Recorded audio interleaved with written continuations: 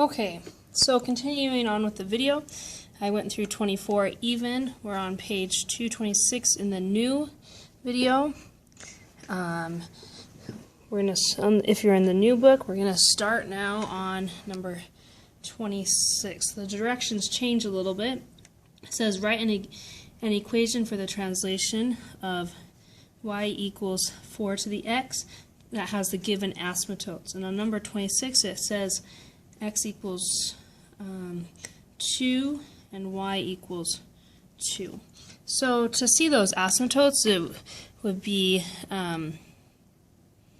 nice if we just quickly sketched it. X equals 2 means it has to slice through the x-axis. So that means we have an asymptote right here at 2. And at y equals 2, it means it slices through the y-axis at 2. So we have an asymptote right here at y equals 2. Okay, we just need to write the equation. Remember, the generic form is a over x minus h plus k. And so this, remember, is the horizontal asymptote, and this is the vertical asymptote. Oh, not asymptote, sorry, that's false. Shift. These are the shifts, so I'm going to put VS and VS and HS. And we say the words opposite, same. Opposite in the function, same outside of the function. So, opposite. This is a horizontal shift. The graph starts on the y-axis and at the origin and is shifted to the right 2. So it goes to the right horizontally 2. Remember, we have to say opposite of that. So for our function, if it says right 2 for the horizontal shift, we're going to say minus 2, because remember we say opposite. And then the vertical shift goes up 2, up 2. So that one's same, so we put plus 2. And if you look at the original function, it had a 4 in the place of a. So we write 4 over x minus 2 plus 2. Okay, that's the equation.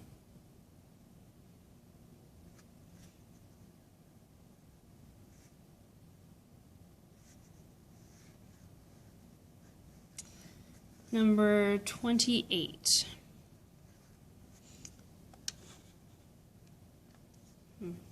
Number 28 says the same thing, still using y equals 4 over x, but this time it says we have an asymptote at x equals 4 and at y equals negative 3.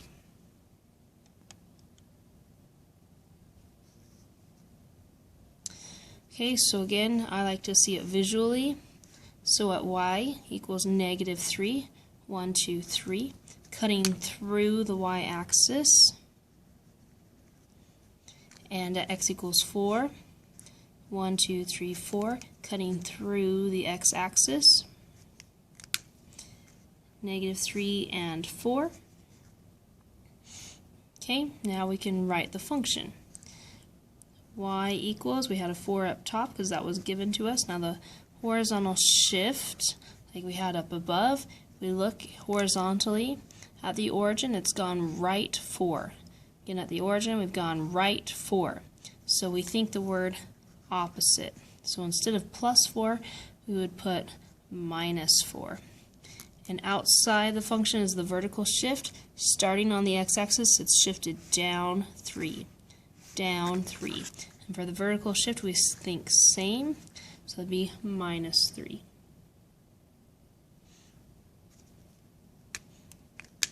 Okay. And pause this for just a minute. Oops, I don't know if I can hit the pause button.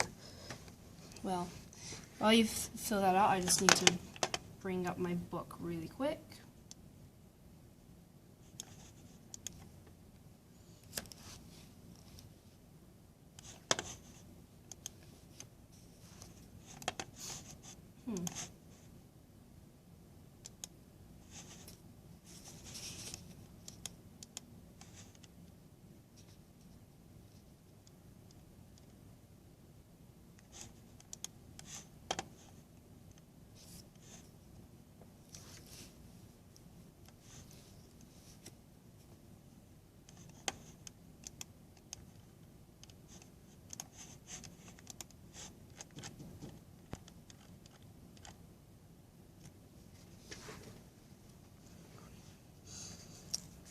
Okay, so, sorry, for some reason my online book must have transferred to the new version and I'm looking at the old version. So, okay, after number 28 we go to number 30. Number 30. Number 30 says, find any points of discontinuity for each rational function and sketch the graph. Okay, on number 30 we have y equals x cubed minus 1 over x squared, also minus 1. So when you find discontinuity, sketch the graph and describe the asymptotes with holes. Okay, remember, the asymptotes are where, well, we learned a few different things about asymptotes. Okay, we have a vertical asymptote when the denominator equals 0. So vertical asymptote when denominator equals 0. Okay, so in this case, our denominator is x squared minus 1. When would that equal 0? Some of us can do it in our heads. What number squared minus 1 equals 0? Others of us need to solve it. So you can just solve it really quick. By adding 1 to both sides, we have x squared equals 1. Take the square root, and we get x equals positive 1, right? The square root of 1. And negative 1. Is it true that negative 1 squared minus 1 equals 0? What is negative 1 squared? Positive 1 minus 1 equals 0. That is true. It's also true that positive 1 squared minus 1 equals 0, because 1 squared is 1 minus 1 equals 0. So both of these create vertical asymptotes. Okay, horizontal asymptotes have 3 different stipulations. Remember, we talked about Mexico and Nicaragua, just kind of a funny way to remember. This comes from the 3rd section. So I'm going to flip over right there. Oh, I flipped to the perfect page. Okay, in the old book, it's off of page 389. Okay, when Mexico is less than Nicaragua, meaning the numerator is less than the denominator, because remember, Mexico's north and Nicaragua's south. When the numerator's power is less than the denominator's power, then the horizontal asymptote is at y equals 0, which is the x-axis. When Mexico's power is greater than the numerator's power, or Mexico's power is greater than Nicaragua's power, meaning the numerator's power is larger than the denominator's power, since Nicaragua is south of Mexico, then there is the horizontal asymptote is none. There's no horizontal asymptote. Okay, and when they are equal, then we take a ratio. And we take a ratio of the leading coefficients. So, let's check ours out. Ours again was this function. Okay, we have Mexico up north, Nicaragua down south. Mexico is 3, Nicaragua is 2. So Mexico versus Nicaragua. We have 3 and 2. 3 is greater than 2, correct? So we come down to our list. If Mexico is greater than Nicaragua, there is no horizontal asymptote, so none. And I've actually already boxed that up. Okay, so what else are we supposed to do? Graph this, state any points of discontinuity, and graph. Okay, now we need to see if we have any points that cancel out. So I'm going to see if this would factor. X squared minus 1 actually does factor. What two numbers multiply to negative 1 but add to 0? That'd be negative 1 and positive 1, right? When you have opposite signs like this, the middle term cancels out. Now here's a trick on the x cubed. the cube root of both of those would be x minus 1.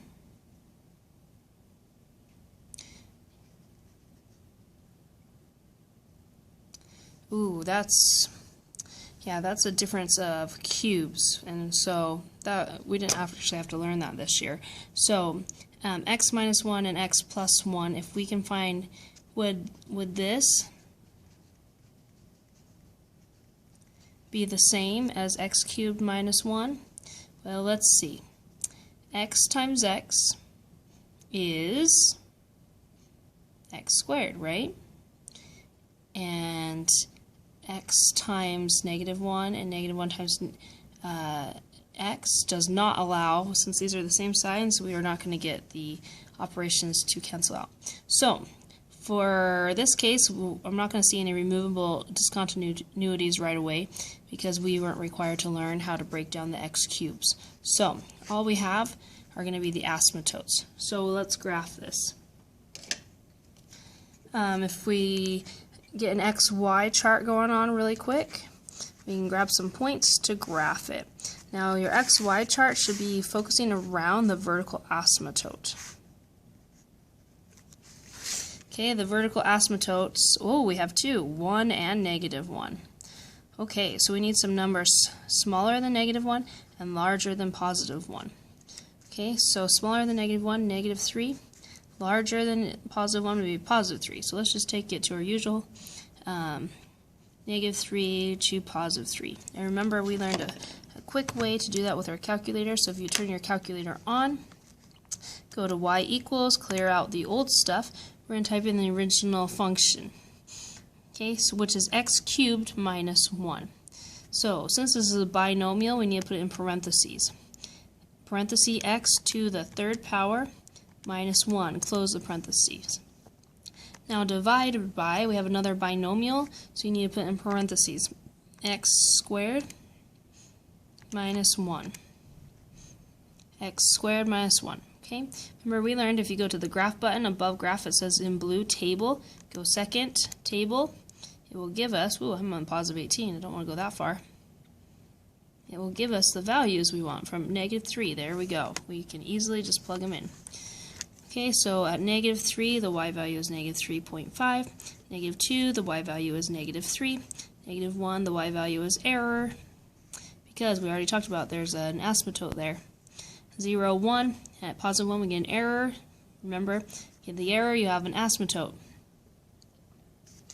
Okay, and at 2, we have 2.3 repeating, and 3, we have 3.25. Okay, so let's go and graph this. Check out your x's. We have negative and positives, and the y's, we have both negative and positives. So we're going to need to do all 4 axes.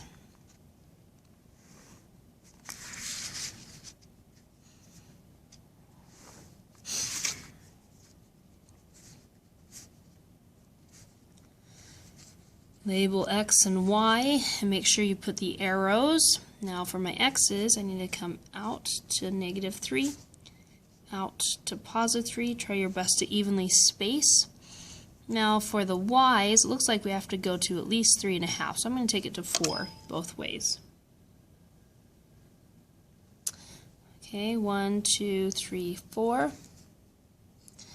and 1, 2, 3, 4. Labeling negative 4 and positive 4. Okay, now let's graph. Negative 3, comma, negative 3.5.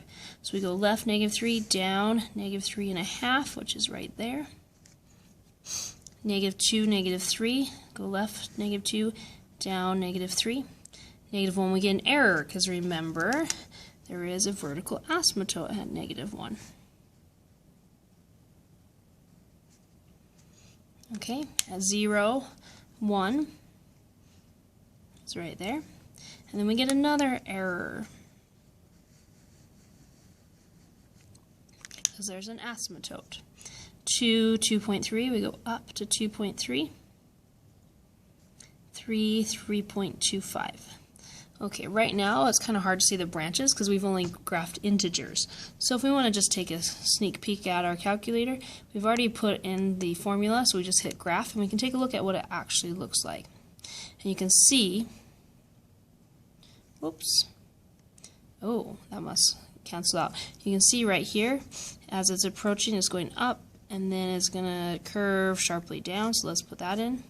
And then right here, now if you notice on our graph, it doesn't have an asymptote at 1, it's because it's a removable discontinuity, so there's actually going to be a hole right there. Okay, there's a hole at 1, which x cubed minus 1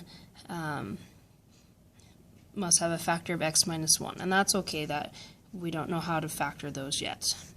But if you can see that the asymptote doesn't completely go away, it does go away, it just means there's a hole where the asymptote would be. Okay, so have we covered everything on this problem? Let's see. Number 30, find points of discontinuity. We have a hole right there.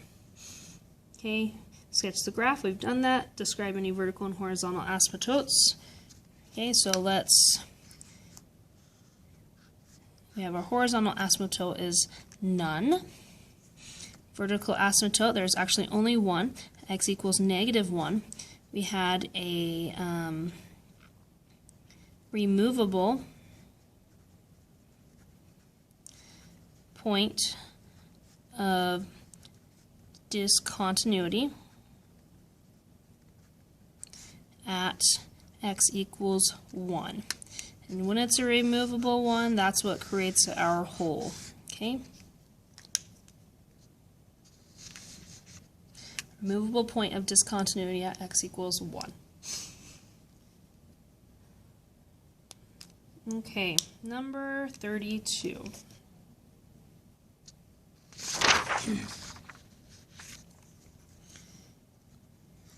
Number 32 is a story problem. So we're going to write down the important information.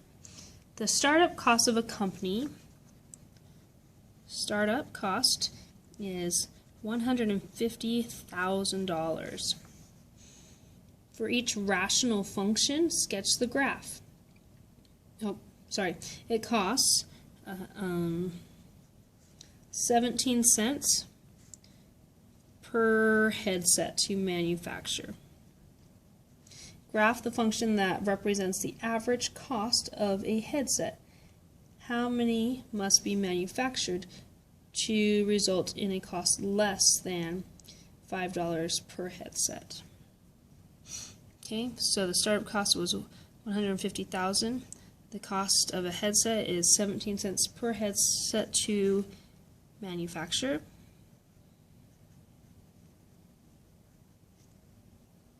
Graph the function that represents the average cost. We're going to graph the function representing the average cost of the headset. That's not to manufacture, that's the cost of the headset. How many must be manufactured to result in a cost less than $5 per headset?